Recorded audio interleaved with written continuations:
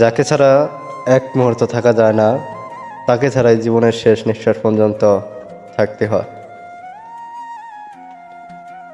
কি আছে এই ভালোবাসা নামক শব্দের মধ্যে, যার জন্য প্রতিনিয়ত হাসি খুশি থাকা মানুষগুলো সৃষ্টিকর্তার কাছে মৃত্যু চায়।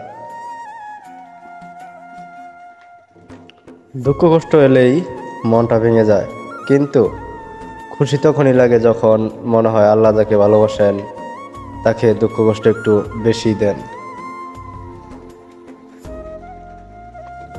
মানুষকে আপন ভেবে কি লাভ? কাউকে হাসালে ভাবে জোকার, কাঁদালে ভাবে নিষ্ঠুর, ঘনিষ্ঠ হলে ভাবে খারাপ, মতলব হারিয়ে গেলে ভাবে বেঈমান। বেশিরভাগ সম্পর্ক শেষ হয়ে যায় দুজনের রাগের কারণে।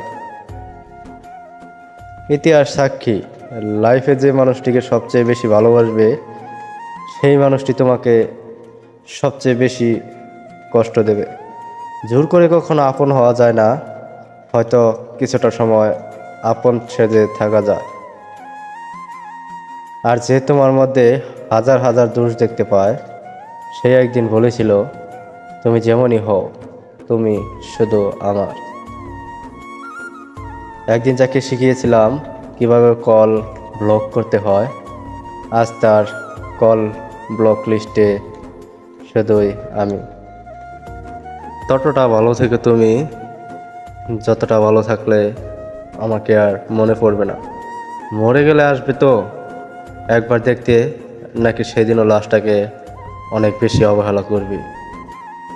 হয়তো তুমি আর আমি আজ অনেক দূরে, তবে সত্যি করে বলছি আজও তোমাকে অনেক মিস করি। ভিডিওটি ভালো লাগলে আমাদের আবেগী ডায়লগ মিডিয়া চ্যানেলটিকে সাবস্ক্রাইব করে পাশেই থাকুন। ধন্যবাদ।